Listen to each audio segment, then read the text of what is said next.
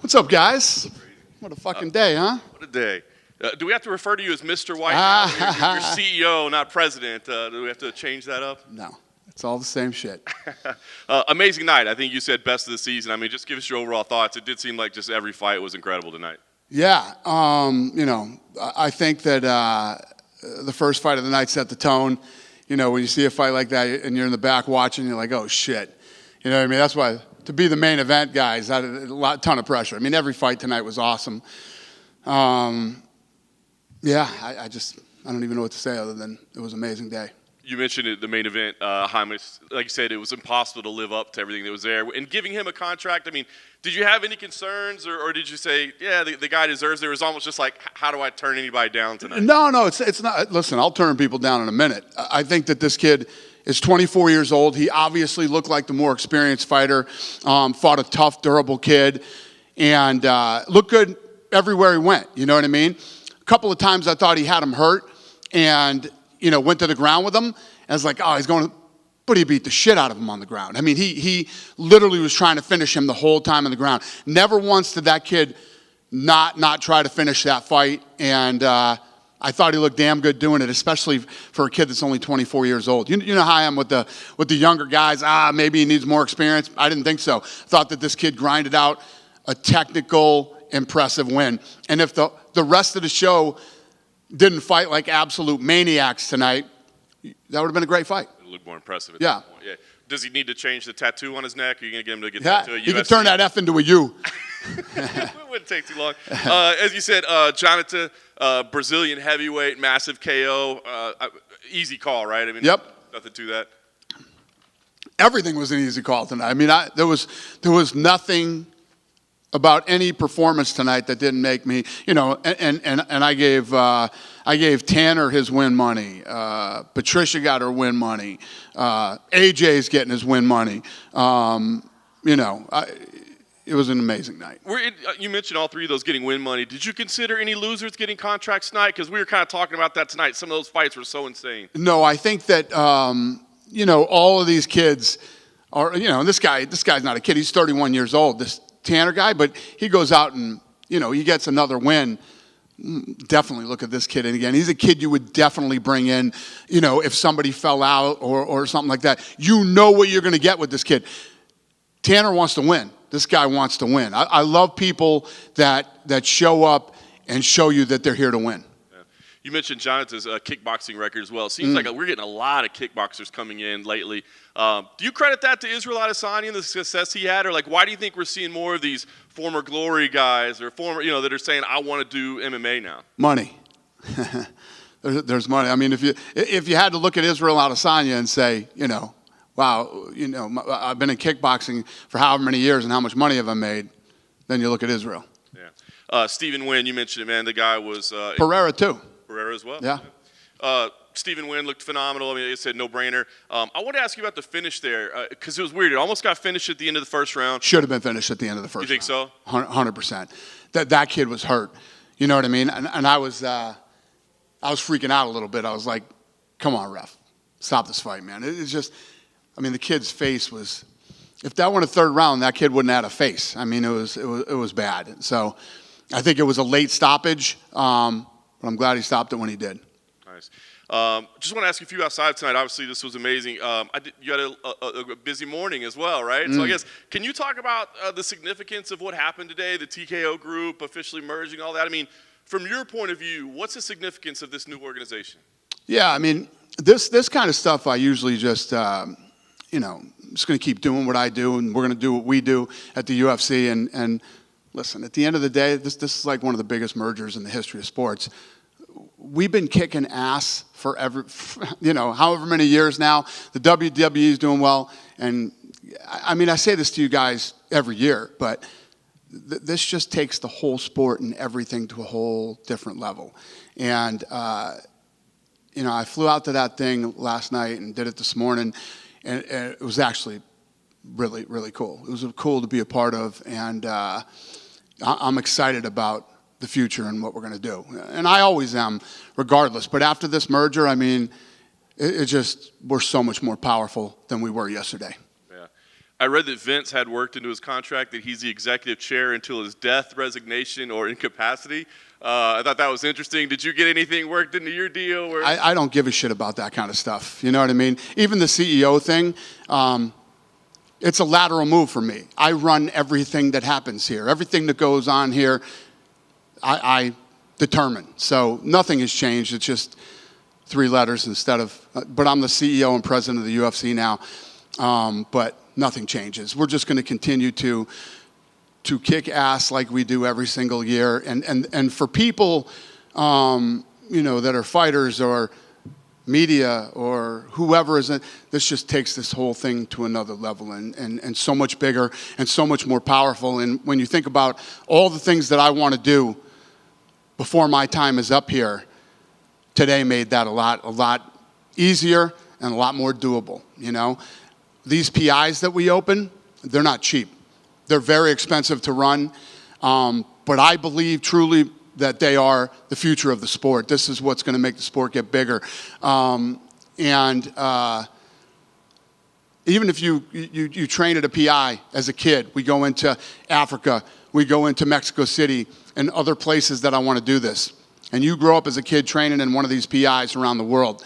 You might not become a fighter, but you'll become a trainer. Or, you will have something to do with the sport and touch the sport in some way to help it grow. Yeah. You used to never say before my time is up, and now you've started to say that a little bit more. Well, I'm 54 years old. I mean, and you know what I mean? When I look at somebody's posts, everybody's talking about how fucking old I look. I am fucking old. That's how this works. I'm older today than I fucking was yesterday. That's how it works. But I feel like I'm fucking 25 again. I've been taking my health serious. I feel great. And, when you start talking about my time is up here, the last 20 years have gone by like this. How fast are the next 20 going to go? So there's still a lot of work to do. And, today was a really, really big day for the sport. That's awesome. Last couple ones for me. I wanted to ask you about Australia. Sean Strickland came in after you did at the post-fight press conference. And he's like, boy, I bet Dana and Hunter are saying, we messed up here. What do we got this guy as a UFC champion? So Sean is obviously an interesting character. It carries himself in an interesting way. What do you think about him representing the brand and carrying the UFC belt around? Listen, it is what it is. We obviously put him in that position, and he went in and delivered and won the fight, and he's the champ now. So, We knew, you know what you're getting when you get him. This is no surprise, no shock. Good for him. He went. Listen, you could tell that night after that first round. I mean, he would go back to his corner and maybe listen to his corner for 15 seconds, and that was it. He was up and ready to go. He felt it. He felt he was going to win that night. It was awesome to see his body language. Last thing, you were asked about a rematch. You said, that sounds right. But you got, Drickus out there saying, hey, what about me? You got Hamzat and Costa coming up in Abu Dhabi. You had Jared Cannonier there as a backup. So all those seem like viable options. Are you considering all those, or do you still feel like the fight to make is the rematch? Well, I think if you remember that night, people said, well, what do you think? You think it's a rematch? I said, yeah, the rematch sounds great. Never did I say. I saw the stupid fucking shit that was written, by all these stupid fucking websites. Never once did I say, yes, we're going to fucking do this rematch. I said, yeah, the rematch sounds, we'll see what happens. There's obviously lots of options out there, and we'll see what happens. But yes, I'm still not opposed to an Israel rematch. We'll see how it goes. Hi, Dana. Hey. I want to ask a little bit. I know the narrative with Sean is always like, what's he going to say? What's he going to do? But when he won the title, his post-fight speech was very moving, very inspirational. Is there a side of Sean that we aren't seeing and maybe we're starting to see? I agree. I think that, 2 weeks before that, we were in Boston. And I asked the media, there were 70 media members at the press conference, how many people thought that was going to be the outcome? And one guy raised his hand out of 70 media. If I had done that in Australia, nobody would raise their hand, and if they did, they'd be lying. So I think that going into that fight, Strickland knew he was a huge underdog in that fight, and I think that him winning the title was super emotional for him. And once he got time to get back and let it sink in, and he showed up to the press conference, he was Sean Strickland again. But yeah, I mean, I think it was a cool moment for him where he realized that no matter how crazy he talks and all the things that he says, all the hard work and dedication he put into this sport, you know, he reached it that night. He did what nobody thought he could do. The odds makers had him a 7-1 underdog. He went out and he did it. And, you know, even when you're sitting there, I'm sure he was sitting there waiting for this, you know, am I going to get fucked by the judges? Are they going to give it to Izzy? We're in Australia. And once it came out that he was the winner and he was the new world champion, you know, we all saw a side to him that we'd never seen before. It was cool. And on that note, do you think that maybe there's too much attention being paid to Izzy's poor performance and not enough towards Sean's good performance? No, I think there's two sides to that. Listen, Izzy did not look good that night. He looked slow. He looked lethargic. He looked whatever. And, you know, what a lot of people are saying, that's right. But Strickland felt it, knew it, stayed right in his face, and went after it. And you, like I was just telling, you know, him earlier, it's like he fucking felt it. And he couldn't wait to get back out of that corner, to get back in there and win that title. And I've got to ask a McGregor question. I'm sure you're sick and tired of answering these questions. But here's the other thing too. When you have a champion that's been as dominant and as good as Israel has, it's normal to when they lose to say, "Wow, he didn't look right tonight," and all that good shit. Conor McGregor. He called out Alexander Volkanovski, and he also said he'd like to fight at 185. I'm wondering which one of those options is more likely to happen. I have no clue. We'll see. Listen, when Conor is back and we announce that Conor is fighting, we'll look at the landscape, see who's around, what's going on, and we'll figure out who he's going to fight next. So are you saying it's probably maybe not? I'm not saying a fucking thing, because every jackass fucking website will be writing dumb shit tomorrow that I didn't say, as usual. Thank you. Yep. Dean, I just got one. If we can get your thoughts on it. Epstein, Lawrence said something to ESPN today. He said, where we want to get is where every UFC fan is a WWE fan and every WWE fan is a UFC fan. Do you see similarities in the fan base, and how achievable is that goal?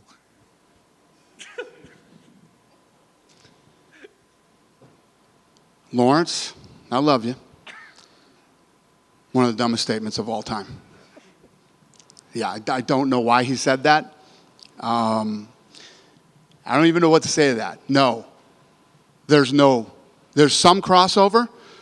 Some people like WWE, some people like UFC, some people like both. I don't think there's ever going to be a day where we turn every UFC fan into a WWE fan or every WWE fan. What's beautiful about the synergy between these two fan bases is they are very completely opposite. You know, there's very little crossover. And again, maybe he was misquoted. I hope that's the case, because I could not disagree with him more. Yeah. Over here? Yep. We've seen fighters make 2 appearances on the Contender Series before, but it's pretty rare when we see guys make 3 appearances.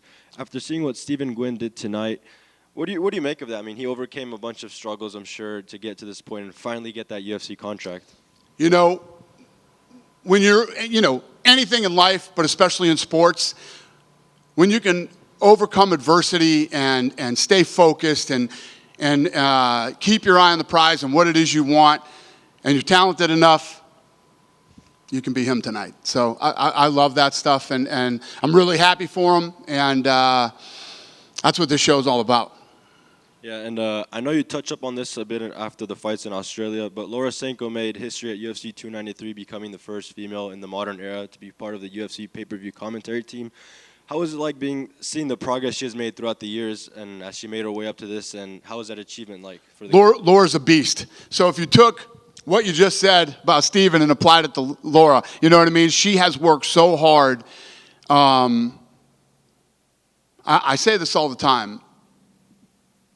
The key to being successful in life is knowing what you want to do. Once you know who you are and you know exactly what it is you want to do, you get up every day and you grind until you get it. And she is the perfect example of that. And what she's done in such a short amount of time is amazing. And she's so talented. I was talking to DC flew home with me today. So we were talking on the plane, and he was talking about how, his first time showing up to the Contender Series, he wasn't as prepared as he probably should have been. and how Laura was just crushing him in the meeting for running circles around him. She knew everything about every kid here, and she watched every single fight that you could watch on all the kids that were on the card. And she's just, she's a true professional. She knows, she's like the Ronda Rousey, of commentating. She knows she's first. She knows she's carrying the banner for women to break into this role. And she's doing everything she can to make sure that, she always is the best that she can possibly be.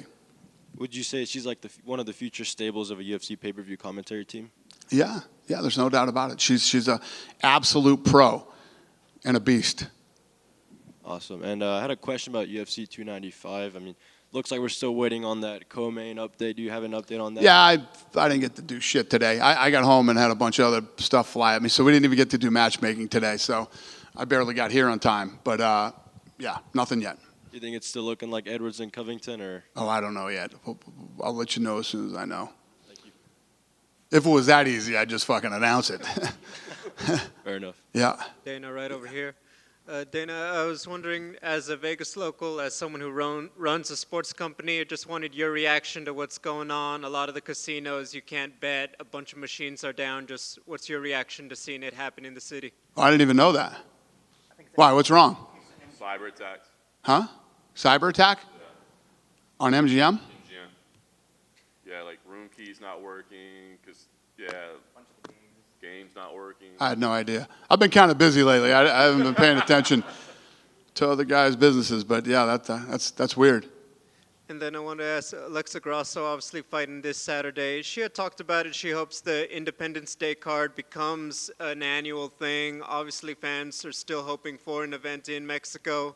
I just want to know, fans will say, hey, not as many Mexican champions. Is it still a priority to the UFC? Just what is your response about going back to the market and, just that for those fans? I would say that those fans that are saying that must not be reading or listening to anything that I'm saying. I've been beating the Mexico drum now for months. I literally switched everything around so that we could do this fight on Mexican Independence Day. We're opening a PI in Mexico City, for those of you that didn't know that and haven't heard. And I'm planning on going to Mexico City here soon and, for the grand opening. And then, doing an event in Mexico City also soon, I hope. Thank you. Yeah. Could not be more invested in Mexico than I am right now. Dana, over here. Yep. UFC and Alexa Grasso in her rematch with Valentina Shevchenko. Just kind of curious your thoughts on this rematch, how it might be different, your excitement level for a fight of this magnitude coming up this weekend. What's the question?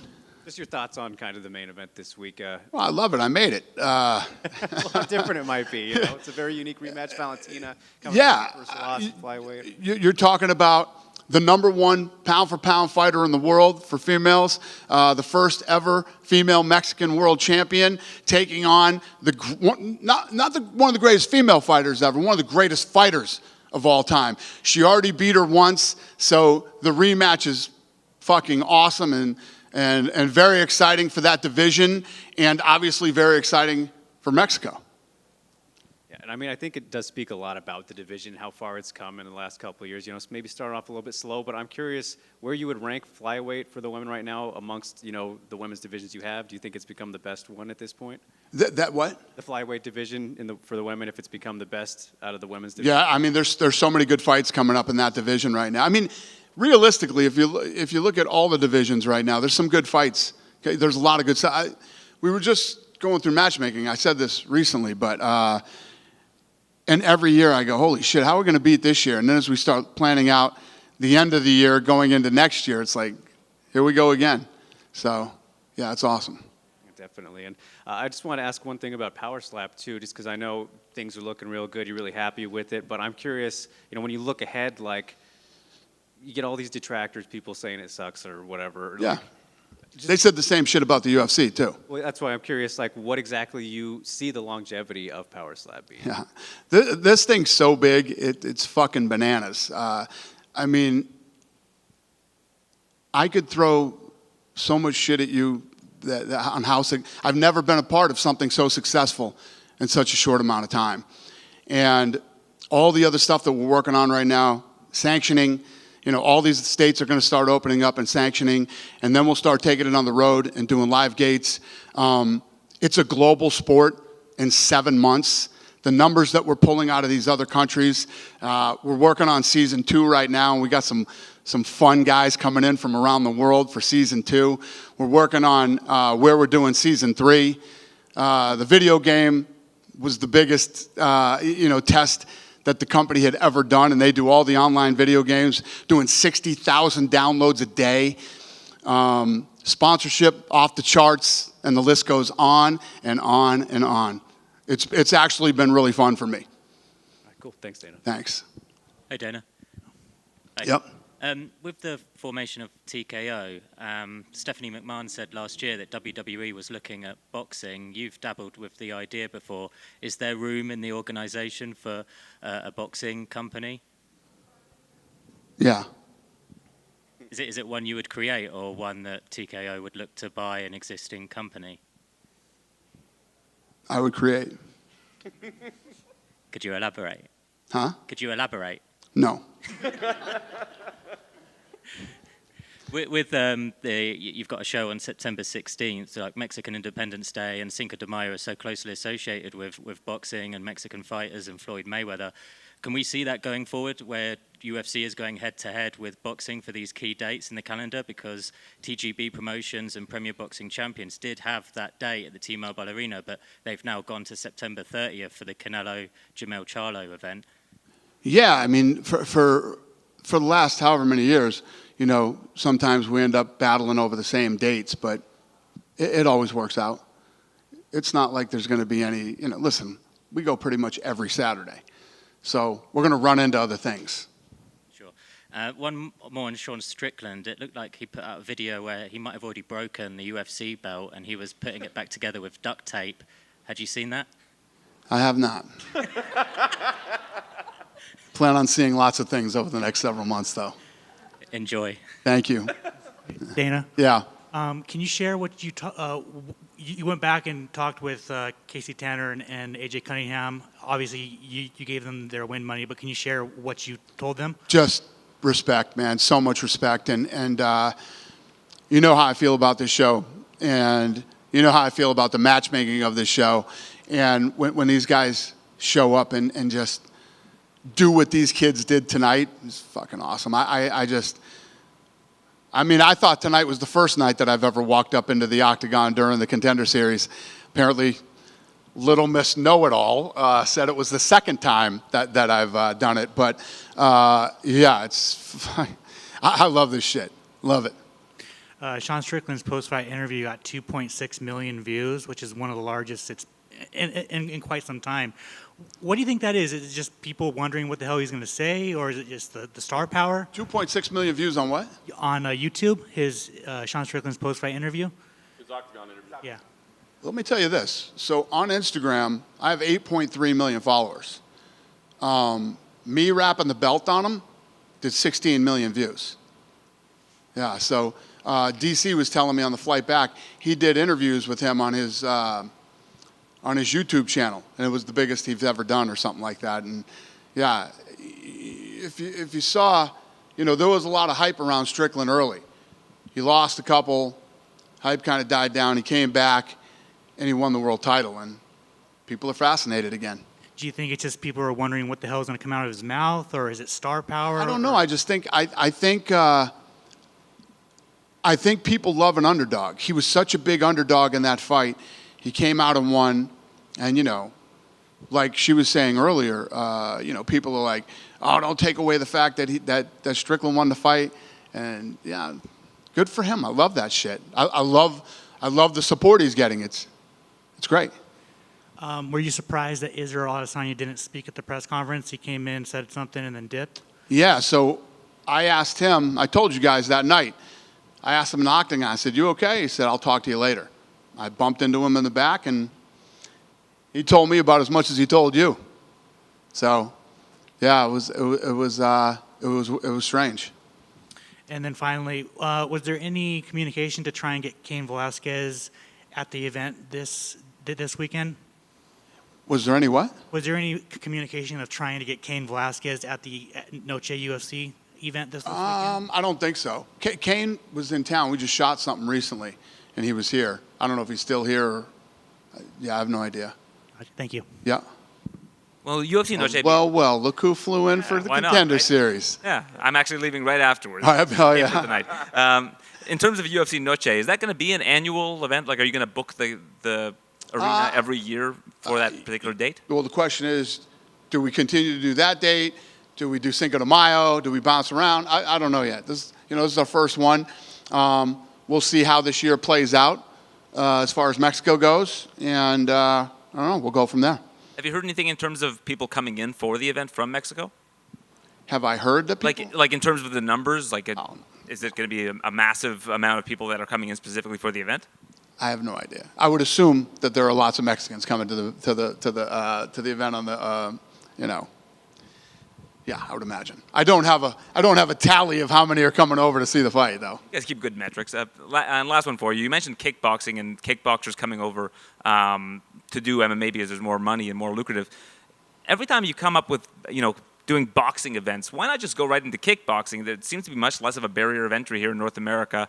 And we often see fans, when there's a lot of grappling involved in MMA, they kind of rip it and they want to see action fights and striking. And when you watch Glory Kickboxing, K1, the action is unreal. Why not delve into that area where there's, again, a bit less of a barrier of entry, less sanctions, etc.? It never worked. Never worked. For whatever reason, kickboxing never worked. So back in the 80s, when I was a kid, I was a huge boxing fan. And kickboxing used to be on ESPN. They used to call it the kick of the 80s. And then it was going to be the something of the 90s. And then we went into the 2000s. And, it never took off. Tell me the last time you saw a big kickboxing match, and there's been plenty of big fights with big kickboxers that's pulled big gates and the world cared and everybody wanted to tune in. It's never happened since the 80s. Yeah, just in the Netherlands, they have big events every Huh? big event every. In the Netherlands, they have Glory Collision. It seems to do really well, but I just feel like it has never really been properly promoted in North How America. well, though? Lots of guys tried to do it. Lots of people. It was on ESPN when ESPN was the biggest, fucking most powerful, sports network on cable, and it didn't have all the competition that it has now, and it just never worked. And yeah, I know it's like saying, when you say, it did well in the Netherlands, it's like saying Muay Thai did great in Thailand. It's like, okay, but it doesn't translate to the rest of the world. That's it for me. All right. You guys done with me? Have a good night.